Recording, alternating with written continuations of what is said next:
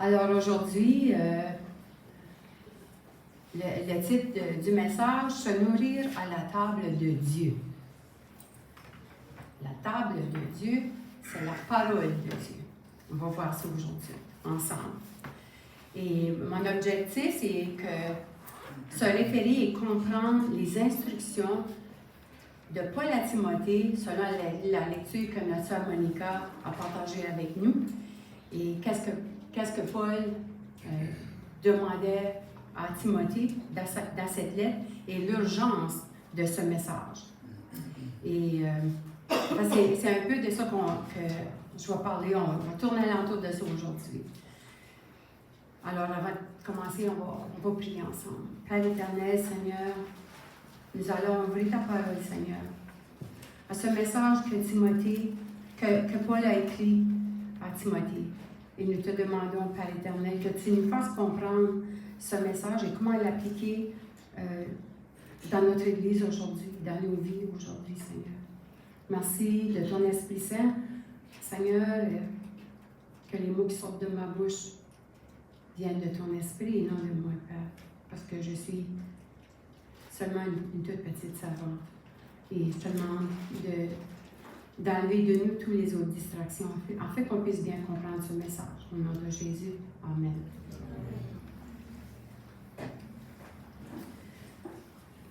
Que symbolise une table dans la Bible?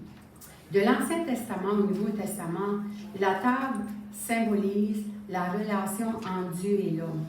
C'est l'offre du salut et la communion fraternelle.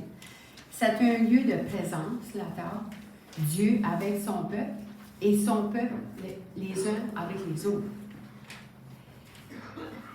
Et des différentes façons qu'on voit des tables dans la Bible, on pense à la table de loi, on pense à la Sainte Seine, et on pense quand Jésus frappe, dans Apocalypse 3, Jésus dit, je frappe, si tu ouvres, j'entrerai, je souperai avec toi et toi avec moi.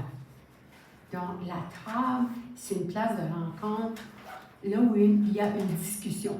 Comme quand on a des pâtes là, ici, ou qu'on a des repas dans notre famille, on s'assoit, on mange, on discute.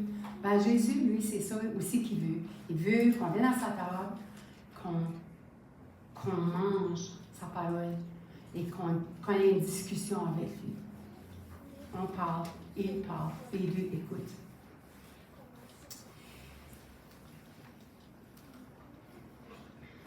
Non, on n'a pas la bonne... Alors, comme introduction, avant de commencer dans Timothée, avec la lettre que Paul a écrite, on va se placer dans le contexte un peu. Que Jésus, pendant qu'il était sur la table, il a dit dans Matthieu, il est écrit, l'homme ne vivra pas de pain seulement, mais de toute parole qui sort de la bouche de Dieu. Et pendant son ministère, Jésus a dit, si vous persistez dans ma parole, vous êtes vraiment mes disciples et vous connaîtrez la vérité et la vérité vous affranchira. Jésus utilise le même exercice mental de la vérité par rapport à notre salut dans la sanctification quand il dit dans Jean 17,7, sanctifiez-les par la vérité, ta parole est la vérité. Et on lit dans Isaïe 40, verset 8, l'herbe fraîche sèche, la parole tombe, mais la parole de Dieu subsiste éternellement. Comme j'ai mentionné, on va méditer sur les lettres que Paul a écrites à Timothée et comment il dresse la table pour Timothée afin qu'il puisse bien mener son ministère. Quand Paul écrit cette lettre à Timothée, il est en prison et il reconnaît qu'il va être mis à mort. À cette époque, il n'y avait pas de Nouveau Testament comme référence. Les gens communiquaient soit par lettres écrites à la main ou le bouche à oreille. Paul écrit aux églises et les apôtres, eux, font tout ce qu'ils peuvent pour annoncer la bonne nouvelle du salut en Jésus-Christ. Il y a aussi beaucoup de fables dans les églises, des contredits, des fausses vérités. Je m'entends, ma voix toujours, ça fait de l'écho, là. Il y a beaucoup de fausses doctrines aussi parce qu'il y a plein de gens qui viennent de l'extérieur de l'Église, qui joignent à l'Église. Les paroles, les disciples, ils font tout ce qu'ils peuvent pour garder la vérité. Mais quand on lit les Écritures, on voit que les apôtres sont martyrisés, battus, tués. La vérité à propos de Jésus est menacée.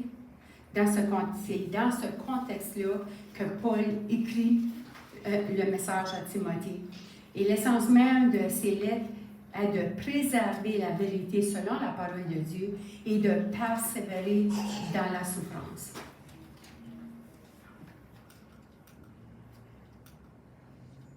Et dans 1 Timothée, chapitre 1, verset 2, Paul s'introduit. Paul, apôtre de Christ Jésus, par la volonté de Dieu selon la promesse de la vie qui est en Christ Jésus. À Timothée, mon enfant bien-aimé, grâce, miséricorde et paix de la part de Dieu le Père et de Jésus-Christ notre Seigneur. Donc, il appelle son enfant bien-aimé son enfant spirituel. Timothée grandissait, sa mère était une chrétienne et Paul a souvent eu des discussions avec la maman de Timothée et Timothée aussi suivait Paul. Dans 2 Timothée 1, versets 13 et 14, Paul donne un conseil important à Timothée. Il dit, retiens la foi et dans l'amour qui est en Jésus-Christ, le modèle des saines paroles que tu as reçues de moi. Garde le bon dépôt par le Saint-Esprit qui habite en nous. Et là, Paul continue et dit, toi donc, mon enfant, fortifie-toi dans la grâce qui est en Jésus-Christ et ce que tu as entendu de moi en présence de beaucoup de témoins.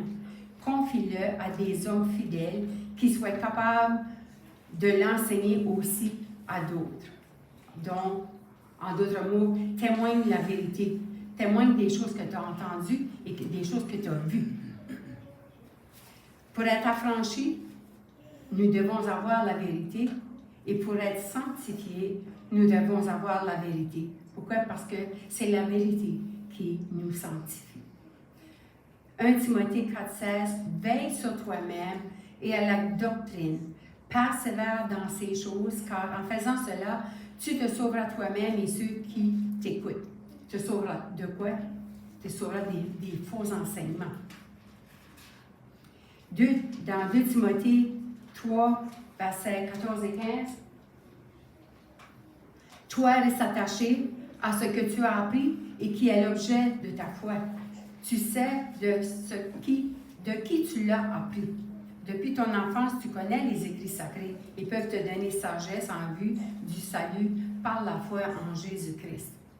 Et maintenant, on voit, Paul parle, à travers de tous ces lettres-là, Paul est en train d'aviser, de conseiller Timothée par rapport à son ministère.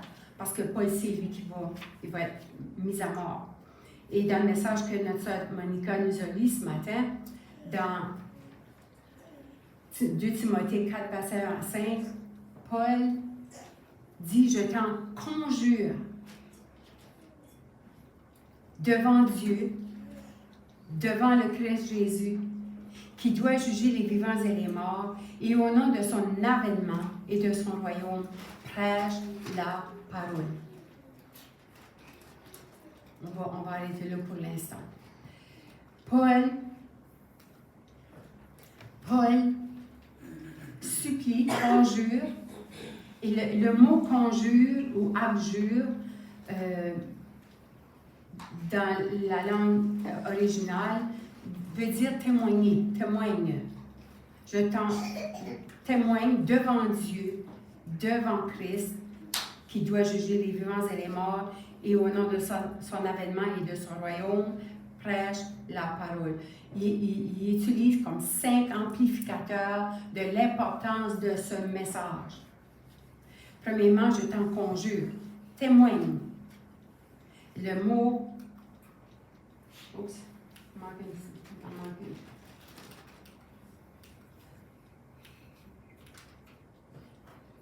Le mot, je ne peux pas le dire, là, mais c'est ça le mot original pour adjure ou conjure, ce qui veut dire témoigner. Gardons en tête que Paul dresse la table pour le commandement prêché.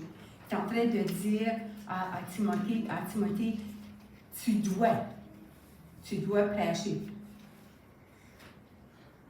Témoigne, suggère.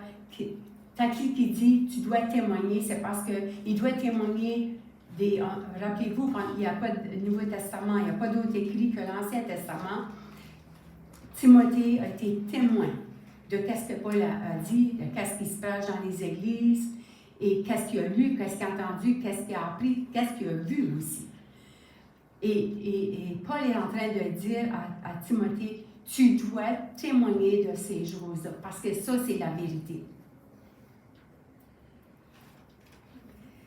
Ensuite, il dit, témoigner devant qui? L'importance de son témoignage et devant Dieu. Témoigne devant Dieu. Nous avons maintenant un aperçu des pensées de Paul qu'il apporte ce témoignage comme un prêche de la parole, témoigne de la parole. Tu témoignes dans la présence de Dieu. Il est conscient de l'attention particulière que Dieu porte à ce message. Quand on parle, quand on témoigne de la part de Dieu, on est en présence de Dieu aussi, parce qu'on demande au Saint-Esprit. Et Paul applique cette importance-là pour que Timothée comprenne. Paul témoigne du fait que Dieu est la source de ce témoignage et que Dieu surveille de près la livraison de ce message. Ensuite, il dit devant Dieu et devant Jésus-Christ. Il ajoute Jésus-Christ à la liste des auditeurs de ce témoignage solennel à prêcher la parole. Il donne une place à Jésus et dit que Dieu est l'autorité suprême, mais que la prédication, le message, le témoignage est à propos de Jésus-Christ, il est le sujet des prédications. Il est le centre de l'histoire et le sujet. Paul dit, le sujet n'est nul autre que Jésus-Christ. Qui? Ce Jésus-Christ qui doit juger les vivants et les morts. Je t'en conjure de témoigner devant Dieu et devant Jésus-Christ qui doit juger les vivants et les morts. Parmi les milliers de choses que Jésus a faites, Paul aurait pu dire plein de choses à propos de Jésus, mais il choisit Jésus qui doit juger les vivants et les morts. Pourquoi? Lorsqu'il s'agit de prédication, il semble que les enjeux surpassent toutes les récompenses et les menaces de cette vie. La prédication traite de personnes et de réalités qui dépassent grandement notre monde. C'est pas seulement qu'est-ce qui se passe, c'est qu'est-ce qui va se passer là-haut aussi. Et dont l'existence, les récompenses et les châtiments vont au-delà de cette vie. C'est pour ça que les messages qui sont livrés sont importants, oui, pour maintenant, mais encore plus au-delà. Parce que la volonté du Père, c'est qu'on ait tous la vie éternelle. Amen. C'est ça la volonté du Père. Maintenant, à un certain moment donné, on sait que Jésus va juger les vivants et les morts. Jésus va juger. Jésus revient. Christ agit dans le monde par sa gouvernance des vivants. Christ agit en nous par le Saint-Esprit. Christ est et sera toujours actif au-delà de ce monde dans son traitement juste des morts. Personne ne peut éviter cette glorieuse personne dans la vie, ni lui échapper dans la mort. Tous le rencontrent en tant que juge un jour ou l'autre. On va tous rencontrer Jésus-Christ comme notre sauveur ou comme notre juge. Voilà les grandes questions de la prédication. Et Paul veut nous en faire ressentir le poids. C'est un grand message de parler du salut en Jésus-Christ. Pourquoi? Parce que c'est une question de vie ou de mort. Et il dit, doit juger les vivants et les morts, et au nom de son avènement et de son royaume, la cinquième grande chose. Je t'en conjure devant Dieu, devant Jésus-Christ, qui doit juger les vivants et les morts, et au nom de son avènement et de son royaume. Garde cette pensée en tête. Tu annonces la parole du roi de l'univers qui viendra sur terre, celui qui est déjà venu, non pour juger, mais pour sauver, mais il reviendra bel et bien pour juger. Aujourd'hui, nous sommes appelés à parler entre les deux avènements. Nous, notre époque. On sait que Jésus est venu. On en parle, mais on sait aussi que Jésus revient. Donc, on est au centre de ce grand message des trois anges, finalement.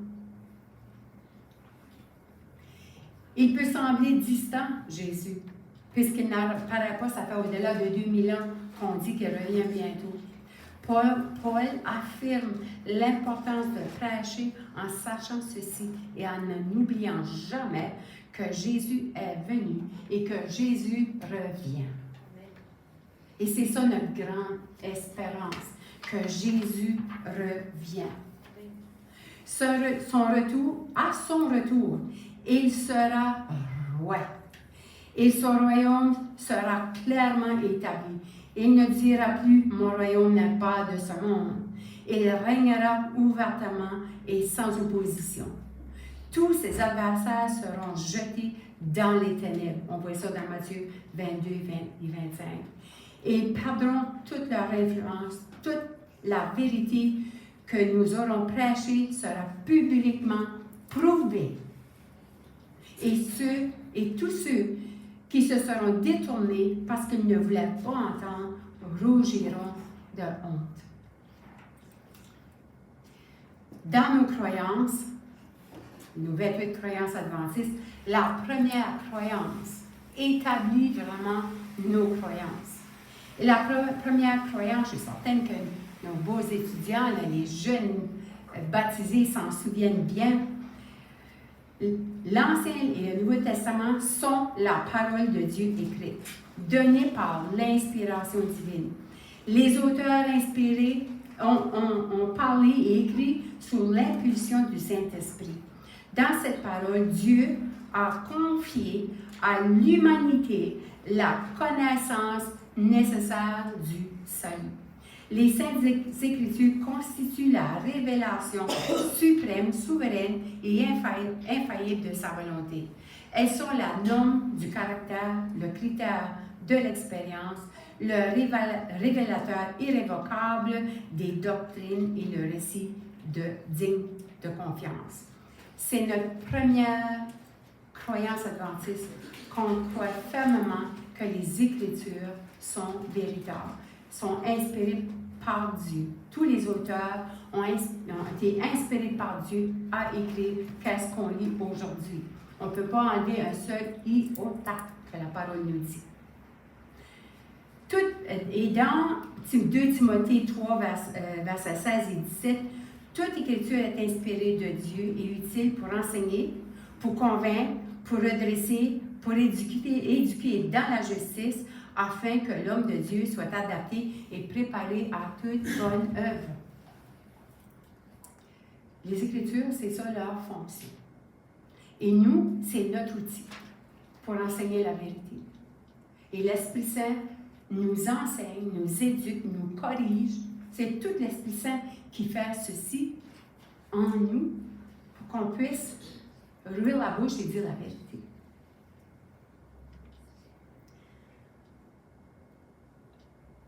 On peut prêcher verset par verset avec la compréhension de l'intention originale du message de l'auteur dans son contexte original, à lui, à l'auteur, et l'appliquer dans notre contexte à nous, à notre époque, à nous, avec l'audience d'aujourd'hui. Donc, ce que Paul a dit à Timothée, dans son temps, nous pouvons prendre tout ce qui est écrit dans son contexte, dans son époque, et l'appliquer à nous aujourd'hui, dans notre époque.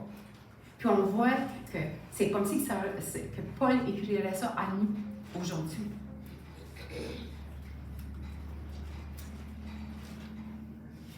« 2 Timothée 2, 22 à 26. » Non, pas ça.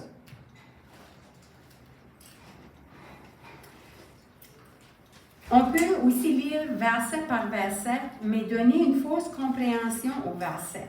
On ne peut pas lire un verset et s'arrêter et lui donner une signification. On se doit d'étudier le contexte du verset, on doit savoir qu'est-ce qui a été dit avant et qu'est-ce qui a été dit après, pour être capable de comprendre le verset entre qu'est-ce qu'il y a avant, qu'est-ce qu'il y a après. Et un exemple de ça, autrement, on manque des bouts. Un exemple de ça, c'est que 2 Timothée 2, 22 à 26,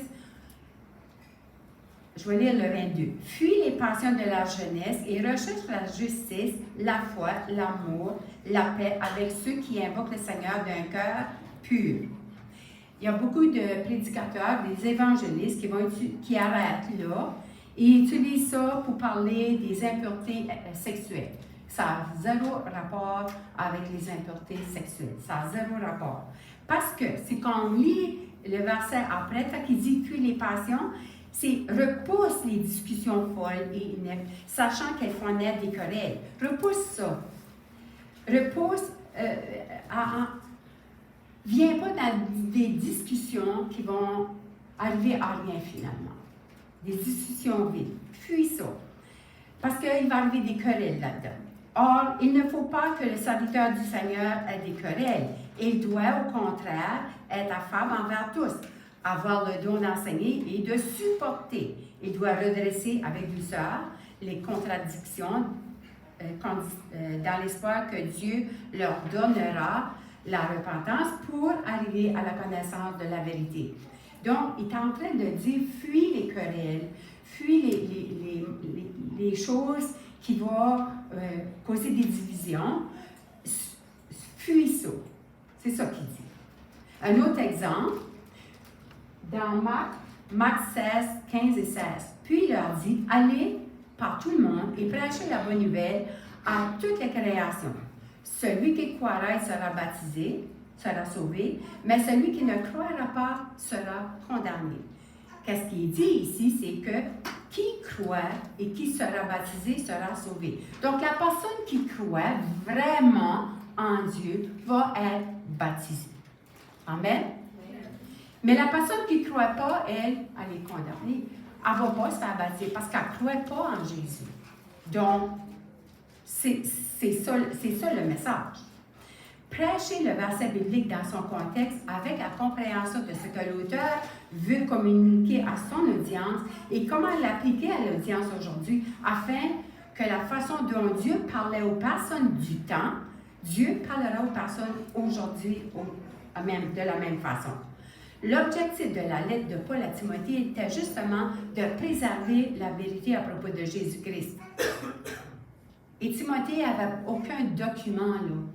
Il devait aller parler, témoigner en avant des chefs religieux, des pharisiens, un jeune homme, pouvez-vous juste imaginer, vous mettre à la place de Timothée, qui devait contradire tout ce qu'il croyait en appliquant la vérité telle qu'il avait vue, entendue.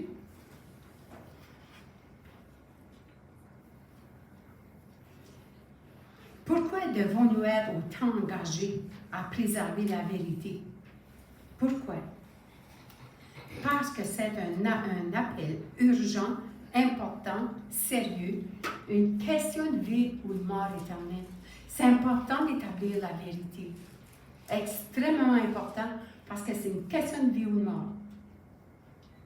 C'est pour cela que Paul conjure, supplie Timothée de prêcher, de témoigner la vérité au sujet de Jésus-Christ et la bonne nouvelle du salut en Jésus et de sa prochaine venue. C'est ça que Paul voulait que Timothée témoigne. Pourquoi pas une prédication sur la santé ou une prédication psychologique sur la gestion des émotions ou encore un message qui parle de l'actualité du jour. C'est très bien toutes ces choses-là, mais c'est pendant la semaine qu'on fait ça. Il n'y a rien de cela qui nous fait connaître Jésus-Christ. Il n'y a rien de cela qui nous amène au salut. Il y aura des personnes au ciel qui auront mangé du porc, des pork chops. Il y en aura au ciel puis il y en aura qui auront mangé juste des carottes puis ils ne seront pas au ciel.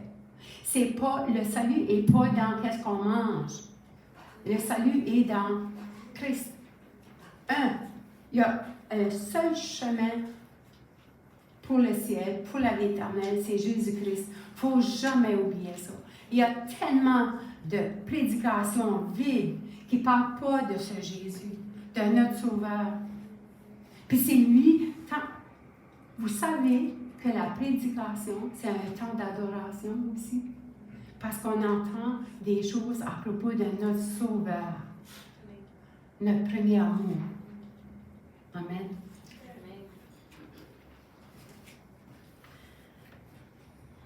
Mes amis, notre entourage est en train de mourir de la mort éternelle. Satan séduit les élus avec des messages vides, des fables, des messages qui nous font sentir « wow, bien ». La Bible est tordue et beaucoup inventent des nouvelles théories, des nouvelles vérités, des nouvelles prophéties, jusqu'à même inventer un nouveau Dieu. Oui, Dieu est amour, mais on a un Dieu de justice aussi. Hein, monsieur? On a un Dieu de justice. Un Dieu qui va en finir avec le péché. Imaginez un instant, c'est le temps de guerre. Paul est un général, on parle d'une vraie guerre. Paul est général de l'armée, et il doit envoyer son fils à la guerre, un jeune fils. Il dit, tu dois aller à la guerre, mon enfant, je te place en charge. Un jeune homme, je te place en charge de l'armée. Tu es jeune, tu n'as pas beaucoup d'expérience, tu n'as pas d'expérience du tout, tu vas sûrement y mourir aussi, mais tu dois y aller. Voici la vie, voici les instructions, vas-y. C'est la même chose. Paul envoie Timothée parmi les loups, dans une guerre spirituelle, vraiment. Et Paul, avec tout ce qui se passe dans les églises, Timothée doit leur dire qu'ils n'ont pas raison. Il doit leur dire que leurs enseignements est faux et il doit les ramener à la vérité en Jésus-Christ. Parce qu'il y en avait beaucoup qui ne croyaient pas à la résurrection. Il y en a beaucoup qui ne croyaient pas que Jésus était le Fils de Dieu. Il y en a beaucoup qui ne croyaient pas que Jésus allait revenir. Donc, Timothée devait dresser la table à nouveau et mettre la vraie nourriture de Dieu sur la table.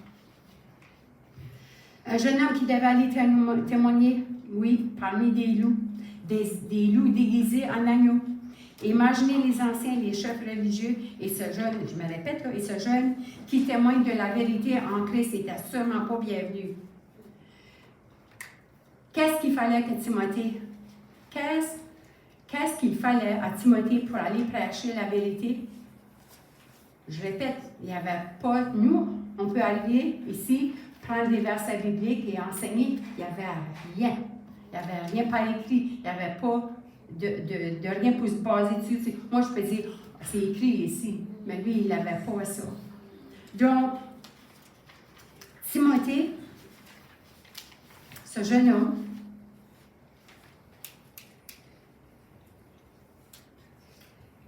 il était à rien. Timothée était à rien.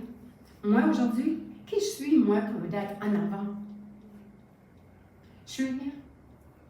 Je suis rien. Je n'ai aucune maîtrise en théologie. Je n'ai eu aucune formation de la fédération. Tout ce que j'ai, c'est l'assurance de la présence du Saint-Esprit. La prière, les Saintes Écritures et le désir que Dieu a placé dans mon cœur de parler de la bonne nouvelle du salut. J'ai aucune autorité, c'est pas moi qui parle, ce sont les Écritures qui parlent. Je pense que c'est plus facile pour moi que ça a été pour Timothée, parce que j'ai une autorité qui parle pour moi. Les Saintes Écritures, mes amis, c'est l'autorité de l'univers. C'est Dieu qui parle. Quand Dieu parle, la chose arrive. C'est ça que la Bible nous dit.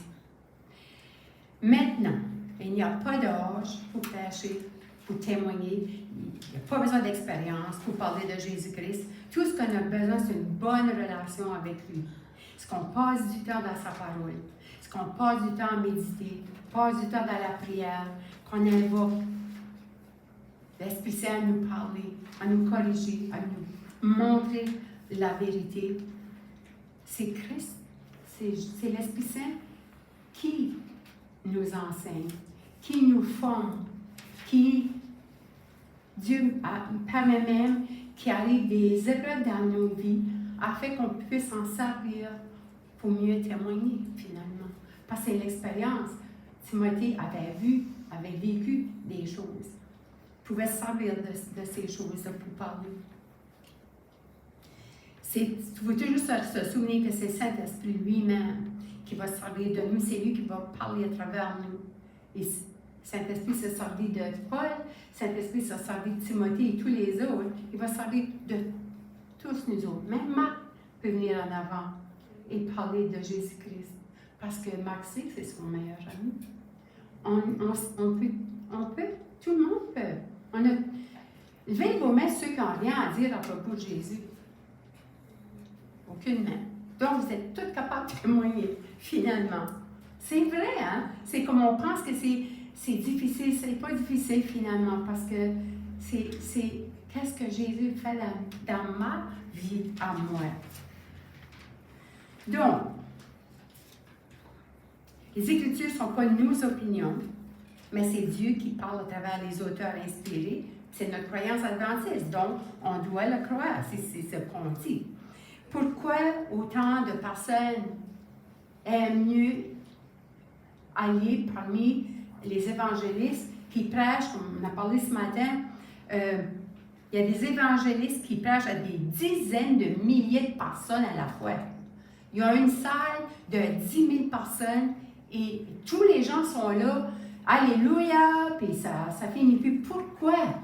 Parce que c'est tellement agréable à écouter. La belle musique, c'est des messages qui font du bien, c'est des pensées positives. Vous êtes bon, vous êtes gentil, tout va bien. Tout va bien. Donnez, Dieu va vous donner en plus. Donnez. Puis il y a des dizaines de milliers de personnes qui vont les écouter. Parce que quand ils quittent, il y a zéro responsabilité. Mais qu'est-ce que Paul avait dit à Timothée? Travaille pour protéger la vérité, préserve la vérité, persévère dans la souffrance. Qui veut entendre ça? Il n'y a personne qui veut entendre persévère dans la souffrance. Sérieusement. C'est pour ça que la moyenne des églises aux États-Unis, c'est 75 membres. Mais quand on voit des évangélistes, comme on parle de le Smiling Pastor, là, Joel, comment ça s'appelle, Joel Austin, ou quoi de même, là, hein? Smiling Pastor, hey, c'est tout le temps bien, c'est tout le temps beau. Il y a 10 000 personnes qui l'écoutent. C'est triste, hein?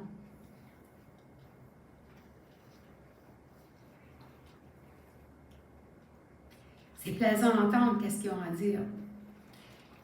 ne parle pas de persécution. La personne qui va être persécutée. Dans le témoignage, dans les Saintes Écritures, Jésus nous dit qu'on va être persécuté à cause de son nom. Ça, c'est la vérité. Mais il n'y a personne qui va entendre ça.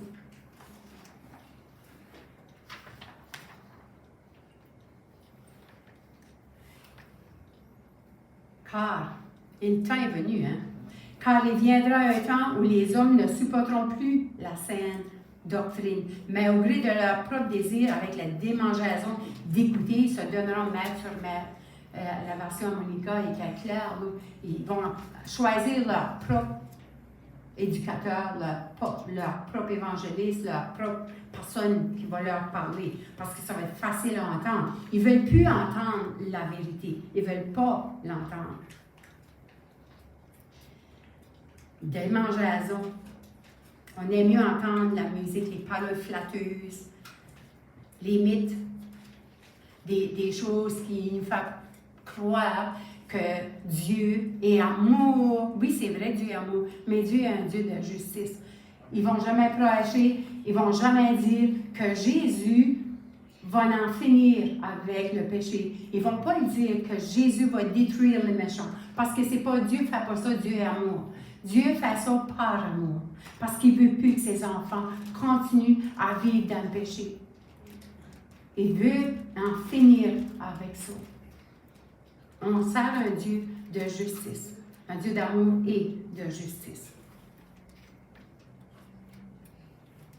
On ne parle pas pour plaire aux gens. Notre message adventiste n'est pas toujours pour plaire aux gens, mais pour mettre de la lumière sur la vérité telle que prêchée par Jésus-Christ. Et ce n'est pas toujours facile. Cependant, nous devons parler avec amour, sans préjugés, sans condamnation. L'Esprit Saint doit être l'autorité de notre message. Moi, je suis qu'une petite servante dans les mains de Dieu. Le Saint-Esprit place en moi l'amour de la vérité et j'ai l'assurance qu'il va se servir de moi selon ma disposition envers lui. Si que j'ai quelque chose qui me dérange spirituellement, je ne vais pas venir ici pour parler parce que je n'aurai pas une bonne disposition. Puis je le sais ça en moi.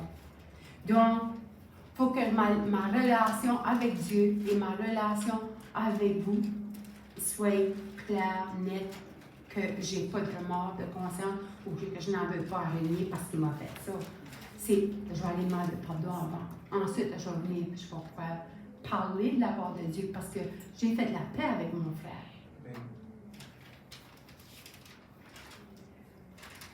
Mes amis, on vit dans un temps où il y a beaucoup de fausses vérités, de fausses doctrines qui rentrent dans nos églises. Toutes ces choses emportent de la division et de la persécution dans l'Église. L'Église de Dieppe se doit de préserver la vérité telle qu'écrite dans la Bible et elle doit persévérer dans la souffrance. C'est pas facile, mais l'Église doit être confiante qu'elle est l'épouse du Christ et qu'il va la protéger et qu'il va la protéger de toutes les attaques de l'ennemi. Parce que c'est l'Église de Dieppe, je parle pour l'Église de Dieppe parce qu'on est ici maintenant. Si l'Église de Dieppe garde la vérité, Dieu va la bénir. Satan va attaquer. Il faut s'attendre à cela parce qu'on prêche la vérité. On a dû, moi et mes sœurs pionnières de l'Église de Dieppe, on a dû confronter des gens. Puis ça n'a pas été facile. À Maria, ça n'a pas été facile. On a pleuré, on a étudié avec eux, on a prié. Ça a duré des semaines des fois. Qu'on les rencontrait à nouveau, Parce qu'on avait des membres d'Église qui venaient, puis qu'on aime encore. Là. Parce que qu'on en parle, on pleure, hein, Maria, parce que ça nous fait de la peine, on les manque. Des piliers de l'Église qui se sont fait séduire avec des fausses doctrines, des fausses vérités, qui sont venus en avant, qui ont parlé que Dieu n'a jamais causé le déluge, exemple, que Dieu n'a pas détruit Sodome et Gomorrhe, exemple, que la journée du sabbat n'est pas la journée du sabbat qu'on respecte, exemple, que le sabbat est du lever du soleil au lever du soleil d'après. Non. Le sabbat est du coucher du soleil au coucher du soleil. Selon les Écritures, selon tout ce qui est écrit dans l'Ancien Testament, on peut vraiment identifier. Et on a dû prendre charge On est tout petits, hein? On est toutes des petites personnes. On a dû prendre charge. Mais la vérité, la parole de Dieu, le Saint-Esprit nous a convaincus qu'on devait se tenir debout pour la vérité. Et à cause de cela, Dieu a béni l'Église. Dieu a béni. Il nous a amené des belles familles. Belles familles.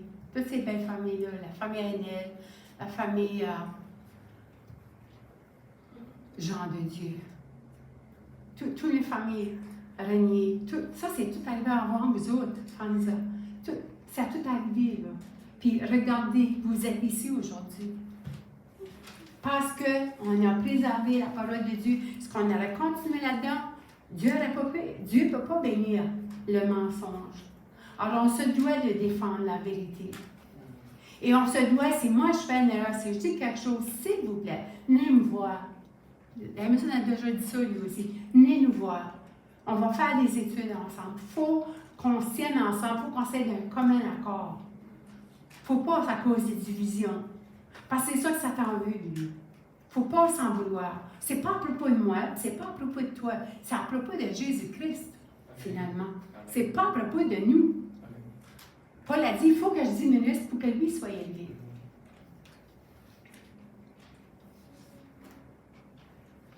C'est une grande charge, une grande commission que Dieu nous donne. Mais il ne nous demande pas de faire ça tout seul. Il nous a de laisser l'Esprit Saint afin qu'on puisse, par l'Esprit Saint, parler de lui.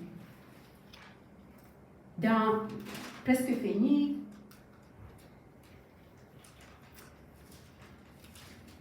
« 2 Timothée 3, versets 14 et 15, Paul dit à Timothée, « Toi, reste attaché à ce que tu as appris et dis, et qui est l'objet de ta foi? Tu sais de qui tu l'as appris depuis ton enfance. Tu connais les écrits sacrés. Ils peuvent te donner la sagesse en vue du salut par la foi en Christ. » Nous devons nous accrocher à la vérité, frères et sœurs. Parler de Dieu est une grande responsabilité, mais si l'Esprit Saint est notre enseignant, la vérité sera prononcée à travers de nous, qu'on le veuille ou pas. 1 Thessaloniciens 5, 19 et 21. N'éteignez pas l'Esprit Saint, ne méprisez pas les prophéties, mais examinez toutes choses, retenez ce qui est bon, abstenez-vous du mal sous toutes ses formes. Paul dit à Timothée, sois sobre, dans 4.3. Sois sobre, alerte, sois alerte.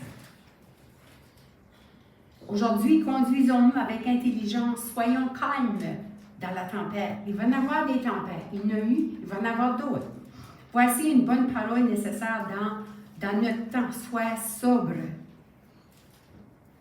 Les foules sont prêtes à suivre n'importe quelle folie dans le monde. Criez fort, ils vont crier encore plus fort. Ouvrez les portes, ils vont rentrer par multitude. Parce que c'est des amusements mondains qui les apportent nulle part. Tout le monde y va, moi j'y vais. Tout le monde le dit, moi je le dis. Tout le monde le fait, moi je le fais. Cours à leur perte éternelle. Paul a jugé bon d'avertir Timothée à ce sujet. Paul a même avisé Timothée à propos d'un individu spécifique, puis a nommé son nom. Comprenez-vous l'importance de toujours avoir le message clair? Il dit, Alexandre, le forgeron, m'a fait beaucoup de mal. Le Seigneur lui rendra selon ses œuvres. Garde-toi aussi de lui, car il s'est fortement opposé à nos paroles. Il a même écrit son nom. Pourquoi? Parce qu'il voulait faire certain que ce forgeron-là, Alexandre, ne vienne pas manipuler Timothée avec des idées fausses, des fausses vérités. Il l'a averti. Nous aussi, il faut le faire. Nous aussi, il faut le faire. Et ensuite, il dit, dans 2 Timothée 5, 20, 21, il dit, « Ceux qui prêchent, reprends-les devant tous, afin que les autres aussi en aient de la crainte. Je te conjure devant Dieu, devant le Christ Jésus, et devant les anges élus, d'observer ces règles sans préjugés et de ne rien faire par favoritisme. » Je ne peux pas aimer plus Stéphanie que j'aime Ernest. Je vous aime tous, je n'ai pas de favoritisme. Elle a pu faire n'importe quoi, puis je ne vais rien dire, mais toi, pas de favoritisme. C'est quelque chose qui arrive, qui n'est pas seulement la parole de Dieu, on se doit de prendre responsabilité. Un certain pasteur, puis c'est pas facile tout ça. Il y a un pasteur, j'écoutais hier soir une histoire d'un pasteur, un pasteur qui prêche la vérité. Qu'est-ce qu'il prêche? Il prêche la création en 6 jours et le sabbat le 7e jour. Il prêche que 2 genres, le mâle et la femelle. Puis il prêche que seulement les mariages entre hommes et femmes sont acceptables aux yeux de Dieu. C'est ça que lui prêche. Est-ce que c'est la vérité? Est-ce que c'est la vérité? Amen. C'est la vérité, ça. Donc, si c'est la vérité, il prêche la vérité. Il y a un groupe de membres de sa congrégation qui ont commencé à attaquer ses enfants parce qu'il prêchait la vérité. Vous voyez comment c'est sournois que Satan peut être? Le pasteur prêche la vérité et les membres attaquent ses enfants. Que le Seigneur bénisse ce pasteur-là. Dieu créa l'homme et la femme à son image. Ils ont désobéi. Dans cette nature de pécheur, cette nature de pécheur nous fut transmise et nous sommes tous devenus ennemis de Dieu, car tous ont péché. Le salaire du péché, c'est quoi? C'est la mort. Mais Dieu a tant aimé, dans son amour, dans sa miséricorde, dans sa justice, nous donne à son Fils unique en sacrifice afin que quiconque croit en lui ne périsse point, mais ait la vie éternelle. Oui, Jésus la vérité, c'est que Jésus a vécu sur cette terre, ici, sans péché, obéissant à son Père céleste jusqu'à la fin. Il mourut à la croix pour nous racheter. Nous étions des brebis égarées et voilà qu'il s'est présenté comme notre berger par excellence. Amen. Il a ressuscité. Amen. Il a promis qu'il reviendrait nous chercher et cela est notre assurance et notre espérance. Le message, la proclamation n'est pas qu'un simple amas de faits à comprendre, mais plutôt une constellation de gloire à chérir. Ne chérissez-vous pas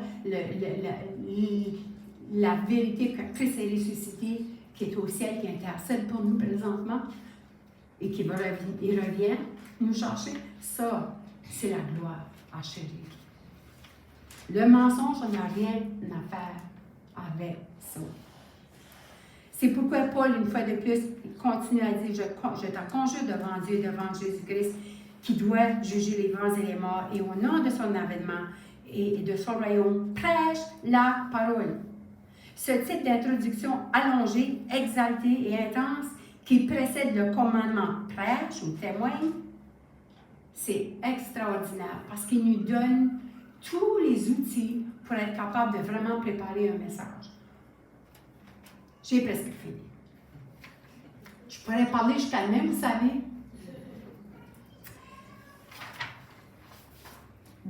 Si Dieu nous appelle à témoigner de lui, la tâche est bien sûr humainement impossible.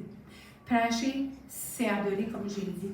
C'est faire parler Dieu, c'est parler à sa place. Celui qui est fidèle, c'est qu'il nous donne un message à cœur. On dit que Dieu est fidèle, donc si Dieu est fidèle, il va faire en sorte qu'on pourra partager ce qu'on a à dire. Mais, Paul dit aussi, tu vas persévérer dans la souffrance. Ça, c'est moins intéressant, hein? Comme moi, ça m'intéresse vraiment pas. Mais je sais que je dois m'attendre à ça aussi. Donc, dans 2 Timothée 1:8, n'aie donc pas honte du témoignage à rendre à notre Seigneur, ni de moi prisonnier pour lui, mais souffre avec moi pour l'Évangile par la puissance de Dieu. 2 Timothée 2:3, souffre avec moi comme un soldat du Christ Jésus. Ensuite, il continue, prêche ta parole et insiste en toute occasion, favorable ou non. Donc, il y a de la souffrance là-dedans aussi. Convainc, reprend, exhorte avec toute patience et en instruisant.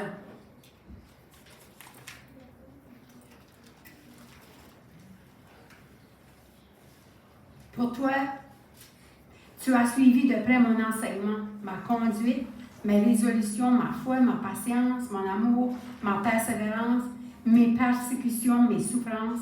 À quelle souffrance n'ai-je pas été exposée? Quelle persécution n'ai-je pas supportée?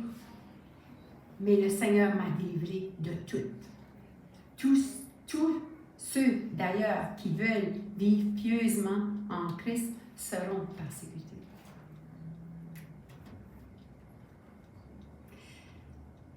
Mais il faut toujours se souvenir que souvent, c'est une question de vie ou de mort, comme on a parlé tout à l'heure. Jésus a dit, « Je suis le chemin, la vérité et la vie. » Amen. Dans Jean 3, 16 et 17, 16 et 18, « Car Dieu a tant aimé le monde qu'il a donné son Fils unique afin que quiconque croit en lui ne périsse pas, mais qu'il ait la vie éternelle. Dieu n'a pas envoyé son Fils dans le monde pour juger le monde, mais pour que le monde soit sauvé par lui. Celui qui croit en lui n'est pas jugé, mais celui qui ne croit pas est déjà jugé parce qu'il n'a pas cru au nom du Fils de Dieu. » Et la vérité, la grande vérité, c'est que Jésus revient bientôt. Il y a plein de gens qui ne savent pas. Plein. Et la mission de l'Église, c'est d'enseigner, de le dire. Que votre cœur, en entendant que votre cœur ne se trouble point, croyez en Dieu et croyez en moi. Il y a plusieurs demeures dans la maison de mon Père. Si cela n'était pas, je vous l'aurais dit. Je vais vous préparer une place, et lorsque je m'en serai allé, et que je vous aurai préparé une place, je reviendrai, et je vous prendrai avec moi, afin que là où je suis, vous y soyez aussi. Amen et Amen. Aujourd'hui, nous continuons à fonder notre foi et nos croyances sur la parole intemporelle de Dieu. La Bible qui a été fidèle, préservée et scellée par le sang des martyrs est disponible pour nous aujourd'hui. C'est la parole vivante de Dieu. Et grâce à la direction du Saint-Esprit, nous pouvons trouver toutes les réponses que nous cherchons. Aujourd'hui, nous savons qu'il y a une tempête qui se prépare. Le temps est venu de construire sur la solide fondation de la parole de Dieu. Quand Jésus dit, c'est pourquoi toute personne qui entend ces paroles, je dis, je les mets en pratique, je la comparerai à un homme prudent qui a construit sa maison sur le rocher. La pluie est tombée, les torrents sont venus, les vents ont soufflé et se sont déchaînés contre cette maison, mais elle n'est pas écroulée parce qu'elle était fondée sur le rocher. Et on prie pour que l'Église de Dieppe soit construite sur le rocher. Amen. Chers amis, restons enracinés en Jésus-Christ et dans sa parole. Nourrissons-nous à la table de Jésus-Christ, la parole de Dieu, les Écritures. Persévérons dans la vérité. Préservons la vérité. Persévérons dans les souffrances. Invoquons l'aide du Saint-Esprit. C'est ce qu'on a besoin de faire pour être capable de témoigner de la vérité. Allons-nous nous lire comme Marie au pied de Jésus-Christ. Amen.